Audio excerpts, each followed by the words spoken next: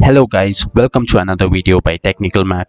Today I'm going to show you how you can post images and videos from your desktop onto Instagram. So a lot of you guys might have noticed that via the desktop you cannot post onto Instagram, be it a photo or a video. So it's a simple hack and it's very easy. All you have to do is just perform one step and you can get it to perform just like your mobile app.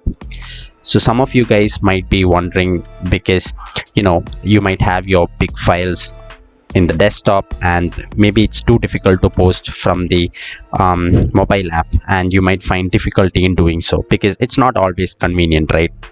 It's very simple, and here is how you go about it.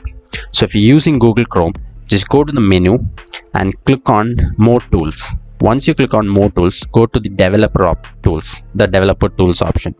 Once you click on it, you can see this window pop up. Now all these codes and all, when you see, you don't have to bother, you don't have to do any kind of coding. All you have to do is click on this one button, that is this Toggle Device Toolbar button. When you click on the Toggle Device Toolbar button, immediately your window turns into the mobile view. Now we are not done yet.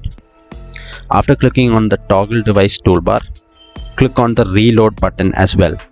Now your Instagram window has turned into the mobile view, and now you can easily, when you click on the plus sign, you can post whatever you want from your files in the computer system. And once you're done with it, now you want to switch back, right? Some people might be comfortable browsing like this, or some people might just want to switch back to the desktop view after posting.